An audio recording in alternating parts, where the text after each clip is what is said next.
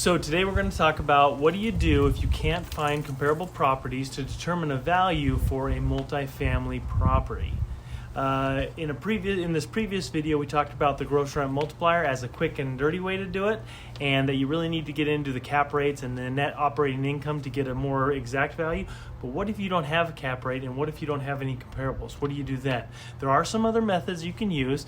These are methods that appraisers use to come up with values in harder situations. Most people know about the three main approaches to value. Those are the sales comparison approach. That's using comparable properties to compare to your property to figure out if this sold for this, then theoretically mine should sell for this as well.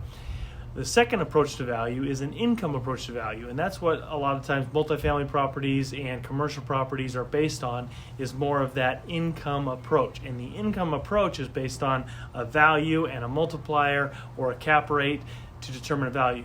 But even that goes back to the sales comparison approach, because you can't come up with a cap rate without looking at other comparable properties to find out what the cap rate is, so you can take the income, divide it by the cap rate to get your value. So no matter what, you're still coming back to that sales comparison approach. The third approach to value is a cost approach. And what that means is this is a cost to build the property plus the land value. And again, the land value comes back to similar comparable sales in the area. What are some other land sales that come up to make the value of the land plus the cost to build? So ultimately, the sales comparison approach is the king of all approaches, and that's what most banks use, that's what most appraisers use on single family, and that's what they base their cap rates on, and everything like this is that sales comparison approach. Now, what happens if you do not have any comparables? How do you get that base to work from? So there are 5 other approaches to value that most people don't know about.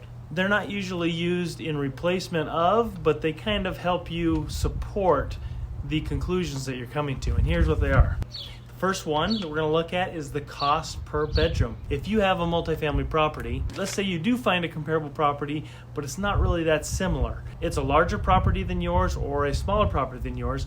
Normally, it would not be that comparable. But in a multifamily approach, what you can do is you can look at the value of the property divided by the number of bedrooms, and that would be a bedroom count approach. You count out how many bedrooms are in each unit, and you're going to get the total for the total property, and you're going to get a price per bedroom.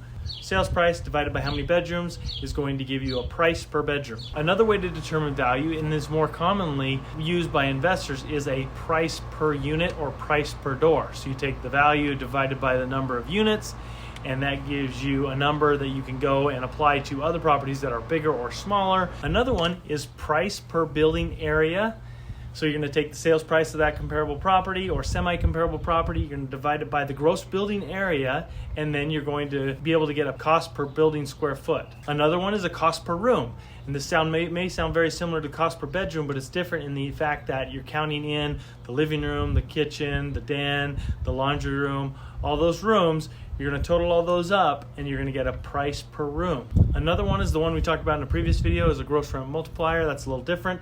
That's going to be a quick and dirty way to do this. And the last one is the most common of them all, is a cap rate. A capitalization to income approach. You look at a property's income and you look at the sales price and you derive a cap rate. You take that cap rate and apply it to your property and your income, and it gives you a value. So we're going to go into cap rates more in depth on a future video. Now that you have all these different approaches to value, you can plot them all out and you can reconcile all them to come up with an accurate high and low estimate for your value. And hopefully this was helpful. If you'd like to see other videos on specific content, please comment in the comments below. If this information was helpful, give me a like and a subscribe. If you would ever like to see any of my videos, just go down to the bottom of this video, look at where it has my picture and it's got my subscriber count. You click on that, that's going to take you to my YouTube homepage. Then from there you can click on the video link and it will display all the videos that I've ever created. You can find the one you're looking for and watch that. And until then, good luck on your real estate investing, and we'll see you in the next video.